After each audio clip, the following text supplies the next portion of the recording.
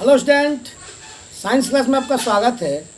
आइए हम लोग पढ़ेंगे क्लास 8 के लिए पाठ 7 सूक्ष्म जीवों का संसार।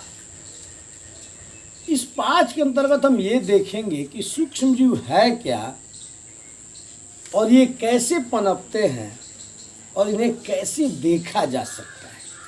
ठीक है, देखिए पहले जानते हैं कि सूक्ष्म जीव है क्या। आपने स्कूल में प्रचार सुना होगा कि शौच के बाद और खाने से पहले हाथ को क्या करें, अच्छी तरह से साबुन या राख से धोएं। सुना है आपने? या फिर कोरोना काल में आपने देखा कि बार बार लोगों को इंडिकेट किया जा रहा था, बताया जा रहा था कि आप क्या करें, हैंड वॉश करें। बार बार 20 सेकेंड तक पूरा बढ़िया से ऐसे ऐसे करके बताया जा रहा था। वो क्या है? क्योंकि जो आपके हाथों पर लाखों सूक्ष्म जीव बैक्टीरिया पनपते थे, उनको हैंड वॉश से ही खत्म किया जा सकता था। क्योंकि ये लाखों जो सूक्ष्म जीव बैक्टीरिया थे आपके आंखों से दिखाई नहीं देंगे, आप उसको देख नहीं पाएंगे। अर्थात कहने का अर्थ क्या है कि सूक्ष्म जीव वैसा जीव है जिसे हम अपनी नग्न आंखों से नहीं देख सकते। बात मत करो जी। यानी अगर कोई पूछे कि सूक्ष्म जीव का परिभाषा क्या है, तो आप कह सकते हैं कि वैसा जीव, यानी वैसा सूक्ष्मतम जीव जिसे हम अपनी नग्न आंखों से नहीं देख सकते हैं, यानी जिसे आंख देख ही नहीं सकता है, उस जीव को बोलते हैं सूक्ष्म जीव, यानी छोटा जीव। अब आप समझ सकते हैं। आप ये हाथ देख रहे हैं, जितना साफ है ये साफ नहीं है। इस पर लाखों बैक्टीरिया सूक्ष्म जीव भ्रमण कर रहे हैं। अगर आपको इसको दिखाया जाए इलेक्ट्रॉन माइक्रोस्कोप से, यानी सूक्ष्मदर्शी से, तो आपको एक कि बाप रे, हम इस हाथ से खाना वाना खाएंगे नहीं, जब तक इसको हम क्या करेंगे, साफ नहीं करेंगे। इसीलिए हिदायत दिया जाता है कि आप क्या करें, शौच के बाद और भोजन से पहले हाथ को अच्छी तरह से क्या करें, साबुन या राख से साफ। अब तो साबुन है, अब तो हैंड वॉश हर घर में साबुन है। पहले राख का क्यों इस्तेमाल किया जाता था? क्योंकि घर में राख आसानी से मौजूद था, खाना राख बनता था ना गोइठा वोइठा से, कोई दिक्कत। तो हम कह सकते हैं कि सूक्ष्म जीव, यानी वैसा जीव जिसे हम अपनी नग्न आंखों से नहीं देख सकते हैं, उसे क्या कहते हैं, सूक्ष्म जीव। ठीक है। अब सूक्ष्म जीव कहाँ पनपते हैं? तो देखिए, सूक्ष्म जीव सड़े गले चीज में पनपते हैं, सूक्ष्म जीव गंदगी में पनपते हैं, सूक्ष्म जीव मांस में भी पनपते हैं, बर्फ पर पनपते हैं, सूक्ष्म जीव पाव रोटी पर पनपते हैं। आप पाव रोटी देखे होंगे, ऐसा देखें, इस पर देखिएगा ऐसा ऐसा ऐसे फुफुंदा जैसा हो जाता है। हो जाता है क्या? कवक फंगस। रोटी आप देखें, रोटी को भी आप अगर शाम में रख देता है, सुबह में देखिएगा तो इस पर लगता है ना कि बूंदा बूंदा जैसा कुछ इस पर चीज लग गया है। लोग इसको झाड़ते हैं, नहीं झाड़ते हैं। तो वो सूक्ष्म जो बैक्टीरिया बासी चीज पर भी ज़्यादा पनपता है, आपको दिखेगा नहीं, लेकिन जैसे जैसे इसको इस पर लगता जाएगा ना, उसका अलग तरह का गंध स्मेल आने लगेगा और आप समझ जाइएगा कोई चीज़ खराब होने लगा है। गर्मी के दिन में ज़्यादातर देखिए कोई वस्तु, भोजन पदार्थ खराब होता है, जल्दी उसमें गंध आने लगता है। क्यों? क्योंकि गर्मी के दिन में सूक्ष्म जीव जल्दी पनपते हैं। ज़्यादा देर तक कोई चीज़ रख दीजिएगा, दाल ही हो रहा है देख लीजिएगा, चावल रख दीजिएगा, सब्जी भी रख दीजिएगा, तुरंत उसमें क्या होंगे, लाखों बैक्टीरिया सूक्ष्म पनप जाएंगे और वो चीज़ क्या हो जाएगा, खराब हो जाएगा। तो सड़े गले जगह पर ये पनपते हैं, बर्फ पर भी पनपते हैं। ये देखिए बासी जो रोटी और पाव रोटी है, इस पर भी पनप जाते हैं। दलदली भूमि रहता है ना, जहाँ पानी जमता है बराबर, वहाँ भी बैक्टीरिया यानी सूक्ष्म जीव पनपते हैं। आगे बात समझ। सड़े गले मांस हो वहाँ भी पनपते हैं, बर्फीला जगह हो वहाँ सूक्ष्म जीव पनपते हैं। जाड़ा के दिन आप लोग देखिएगा, बरसात के दिनों में या जाड़ा के दिन में कॉल उल पे काई लग जाता है। गर्मी के दिन में वो काई क्या हो जाता है, खत्म हो जाता है, क्योंकि धूप पड़ता है बराबर, वहाँ क्या होता है, सूखा रहता है। सूखा जहाँ रहेगा ना वहाँ सूक्ष्म बहुत कम पनपने की संभावना रहती है। कोई दिक्कत? अब इस सूक्ष्म जीव को देखने के लिए देखिए, क्योंकि आंख तो देख नहीं पाएगा इसको, तो इस सूक्ष्म जीव को देखने के लिए जिस यंत्र का प्रयोग हम लोग करते हैं, यानी जिस यंत्र, जिस माध्यम, जिस मशीन का हम लोग प्रयोग करते हैं, उस मशीन को कहते हैं सूक्ष्मदर्शी। क्या कहते हैं? सूक्ष्मदर्शी। देखिए, सूक्ष्मदर्शी का अर्थ क्या होता है? सूक्ष्म मतलब छोटा, जो आंख नहीं देख पाएगा उसको दर्शी माने दिखाए, यानी वैसा यंत्र जो सूक्ष्म से सूक्ष्म वस्तु का दर्शन कराए उसको बोलते हैं सूक्ष्मदर्शी। अरे बस, अब ये सूक्ष्मदर्शी का कमाल देखिए कि ये किसी भी जीव को 25 से 400 गुना बड़ा करके दिखा सकता है। बताइए, यानी 25 गुना बड़ा। अगर मान लीजिए कोई 1 मिलीमीटर का है तो उसको कितना बड़ा करके दिखा देगा? 25 मिलीमीटर। या फिर उसको और आप चाहें तो 400 मिलीमीटर, यानी 400 गुना करके उसको दिखा सकता है। कौन? सूक्ष्म। तो 2 क्वेश्चन क्लियर हुआ। सूक्ष्म जीव किसे कहते हैं, सूक्ष्मदर्शी किसे कहते हैं, और सूक्ष्म जीव कहाँ पनपते हैं। क्लियर हुआ क्वेश्चन? इतना नोट किया जाए। चलिए अब आगे पढ़ते हैं। मिटाने वाला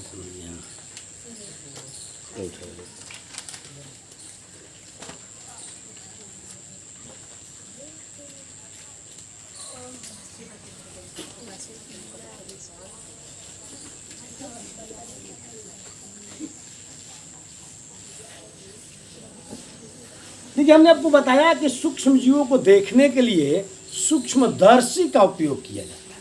ठीक है, और जानते हैं इस सूक्ष्मदर्शी का आविष्कार किसने किया था? एक डच वैज्ञानिक थे, ल्यूवेनहॉक। ल्यूवेनहॉक थे। 1688 ईस्वी में इन्होंने जब सूक्ष्मदर्शी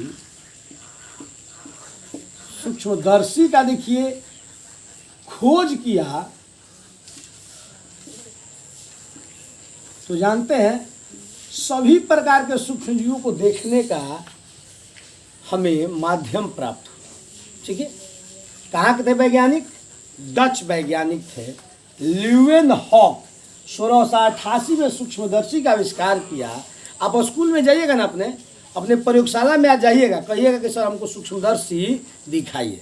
ठीक है, तो दिखाएंगे। देखिए, ऐसे एकदम सूक्ष्मदर्शी होता है। अब तो फिगर बनाने में थोड़ा समय लगेगा, हम आपको दिखा दे रहे हैं। देखिए, बुक के माध्यम से देखिए, देख रहे हैं आप लोग ध्यान से। इस सूक्ष्मदर्शी का देखिए प्रथम बार निर्माण, यानी प्रथम बार खोज इसने किया था ल्यूवेनहॉक। कब किया था? 1688 में। जानते हैं इसमें 2 लेंस लगा रहता है। ये लड़का बैठ, समझो, इसमें 2 लेंस लगा रहा। देखिए, एक ऊपर आपको दिख रहा है, ऊपर ये, इसमें आदमी ऐसे देखता है। देखिए, ऐसे देखता है ना, तो इसको नेत्रिका बोलते हैं। यानी जो लेंस आंख के नज़दीक होता है ना उसको नेत्रिका बोलते हैं। और यहाँ देखिए लेंस होता है नीचे एकदम 2 से 3 प्रकार का लेंस होता है, जिसे घटा बढ़ा के आवर्धन क्षमता को घटा बढ़ा के उसको एडजस्ट किया जाता है। और जो वस्तु की ओर लेंस होता है उसको वस्तु लेंस कहते हैं। ठीक है, जो आंख की तरफ होता है उसको क्या कहते हैं? नेत्रिका लेंस कहते हैं। नहीं समझ में आ रहा है? देखिए, अरे आप लोग दूरबीन देखे हैं? दूरबीन क्या करता है? दूर की वस्तु को नजदीक लाता है। तो जो आँखिया के पास ऐसे दूरबीनवा का लगाते हैं तो उसको भी नेत्रिके बोलते हैं। और जो सूक्ष्मदर्शी वाला जो है, देखिए आप इसको, देखिए आप ये देख रहे हैं, ये वाला है, ये जब देख रहे हैं तो ऊपर वाला जो भाग है ना, इसको हम नेत्रिका बोलते हैं, क्योंकि आई फ्लैश उसको बोलते हैं, आई के पास होता है, आँख के पास होता है, ठीक है ना। और जो वस्तु की ओर होता है उसको वस्तु लेंस कहते हैं, ठीक है। और इसमें स्लाइड होता है, इसमें दर्पण भी होता है, जिसकी सहायता से हम क्या करते हैं, किसी वस्तु को देखते हैं। हमने आपको बताया कि आँख देखिए जानते हैं केवल अधिक से अधिक मतलब कि मिलीमीटर तक किसी वस्तु को देख सकता है आँख, लेकिन उससे नीचे जाइएगा तो आँख देखेगा नहीं। तो उसी चीज को देखने के लिए किस यंत्र का उपयोग करते हैं, सूक्ष्मदर्शी। कोई दिक्कत? अभी सूक्ष्मदर्शी का जो आविष्कार है किसने किया था, ल्यूवेनहॉक। कब किया था, 1688 में। कोई दिक्कत?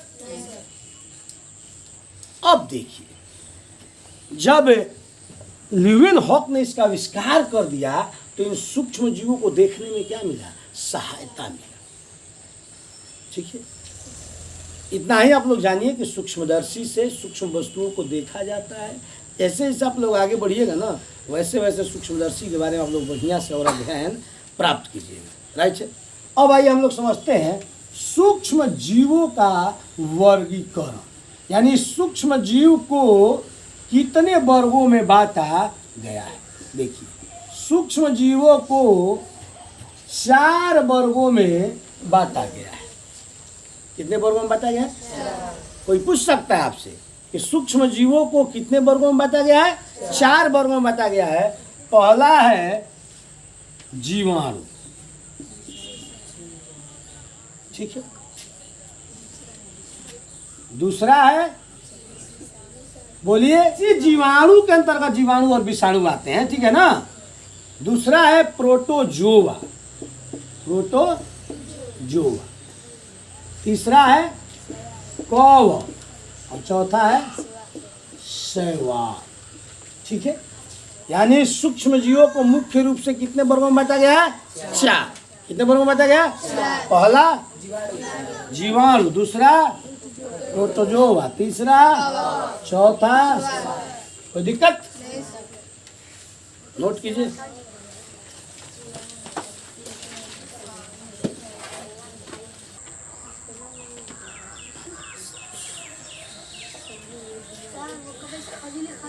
चलिए आइए, हमने आपको बताया कि सूक्ष्म जीव के 4 वर्ग हैं, जीवाणु, प्रोटोजोआ, कवक और शैवाल।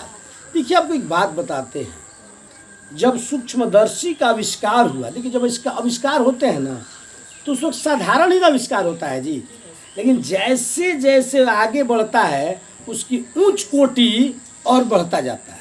जैसे मैकमिलन ने जब साइकिल बनाया था ना, तो जानते हैं केवल 2 चक्का लगा दिया था और एक बैठने वाला सीट लगा दिया था, बस इतना ही किया था। लेकिन आज देखिए तो साइकिल कितना बढ़िया बढ़िया आ रहा है, क्वालिटी का ना जी, और डिजाइन का नहीं आ रहा है। तो शुरुआती दौर में जब सूक्ष्मदर्शी का आविष्कार हुआ था तो पूर्ण विकसित नहीं था, लेकिन इतना तो था ना कि सूक्ष्म वस्तु को देखा जा सके, ठीक है। एक और वैज्ञानिक थे जिनका नाम था लुई पाश्चर। देखिए, उन्होंने बताया था कि किण्वन की क्रिया में इष्ट योगदान देता है, और इष्ट क्या है? सूक्ष्म जीव है। किण्वन की क्रिया में जो बदलाव होता है वो इष्ट के कारण होता है, इष्ट सूक्ष्म जीव के कारण होता है, ठीक है। किसने बताया था? लुई पाश्चर ने बताया था। और लगभग जानते हैं सूक्ष्मदर्शी के आविष्कार के 200 साल बाद, यानी 1688 में 200 साल जोड़ दीजिए तो क्या हो जाएगा, लगभग 1800 ईस्वी के बाद, है ना होगा, या 1900, है ना होगा जी, 200 साल जोड़ने के बाद। कोई दिक्कत? अब देखिए, हम थोड़ा जीवाणु पर फोकस करेंगे। देखिए, ये जो जीवाणु है ना, इस पर मतभेद है सभी वैज्ञानिकों। कुछ वैज्ञानिक कहते हैं कि जीवाणु सजीव होता है, तो कुछ कहते हैं कि निर्जीव होता है। ये क्लियर नहीं हो पाया आज तक कि जीवाणु वास्तविक में सजीव है कि निर्जीव है। लेकिन जिस भी परजीवी के अंतर्गत ये रहता है, अपना वृद्धि करता है, अपना गुणन करता है और अपने को क्या करता है, बढ़ाता रहता है, ठीक है। अब ये भी एक सूक्ष्म जीव है जीवाणु, और इसका प्रारूप होता है विषाणु। ये भी क्या है, एक सूक्ष्म जीव है, इसे हम आंखों से नहीं देख सकते हैं, इसे भी देखने के लिए किस यंत्र का उपयोग करना होगा? सूक्ष्मदर्शी का उपयोग करना होगा। इसके बारे में देखिए मत अलग अलग है। आप ये मत बताइए, कोई पूछेगा कि जीवाणु सजीव है कि निर्जीव, तो कहेंगे कि दोनों पर क्या अभी मतभेद है। कुछ सजीव भी लोग बोलते हैं और कुछ निर्जीव भी बोलते हैं। क्यों? क्योंकि ये वृद्धि करता है, गुणन करता है परजीवी के अंदर रहकर। मान लीजिए हमारे अंदर जीवाणु पनप रहा है, तो पनप रहा है इसका मतलब वृद्धि कर रहा है। तो जब वृद्धि कर रहा है इसका मतलब सजीव है। और कुछ ऐसे भी जीवाणु हैं, विषाणु हैं, जो पनपते नहीं है, बढ़ते नहीं है, लेकिन मौजूदगी को अपने क्या करते हैं, वहाँ दर्शाते हैं। तो कोई उसको निर्जीव बोल देता है। तो इस पे मतभेद है, कोई दिक्कत। देखिए दूध के पाश्चीकरण का भी खोज किसने किया था? लुई पाश्चर ने ही किया था। ठीक है, जानते हैं क्या किया जाता है दूध के पाश्चीकरण में? दूध को 100 डिग्री सेल्सियस ताप तक खौलाया जाता है। ठीक है, और खौला करके और उसको तुरंत न्यूनतम ताप पर ठंडा करके और पैकेट में बंद कर दिया जाता है। अरे पॉकेट वाला दूध आता है ना, सुधा का आप लोग देखे हैं, वो क्या है? आपका और हमारा दूध जाता है इधर से डेयरी में भर भर के जाता है, और वही दूध को क्या कहता है, वहाँ पर पाश्चीकरण किया जाता है उसको मशीन के द्वारा, और पाश्चीकरण कर करके पैकेट में आधा केजी 1 केजी भरा जाता है, और भर करके डोर टू डोर फिर उसको क्या किया जाता है, सप्लाई किया जाता है। यानी आपका दूध कीना जाता है 40 रुपये किलो और आपको ही बेचा जाता है 60 रुपये किलो। सही बात है। पाश्चीकरण करने के बाद तो दूध के पाश्चीकरण का सिद्धांत किसने बताया था? लुई पाश्चर ने बताया था। और लुई पाश्चर ने ही बताया था कि किण्वन की क्रिया में ईस्ट का क्या होता है, भूमिका होता है, और ईस्ट एक सूक्ष्म जीव होता है। ठीक है, क्योंकि वो सूक्ष्मदर्शी से देखने के बाद पता चला। अच्छा एक बात बताइए, हाथ में कितने बैक्टीरिया सूक्ष्म में दिख रहा है क्या? नहीं ना दिख रहा है जी। ये कब दिखेंगे? जब हम इसको दिखेंगे सूक्ष्मदर्शी के माध्यम से, तब। कोई दिक्कत? तो आज की क्लास में इतना ही रहने देते हैं, मिलते हैं नेक्स्ट क्लास में। धन्यवाद।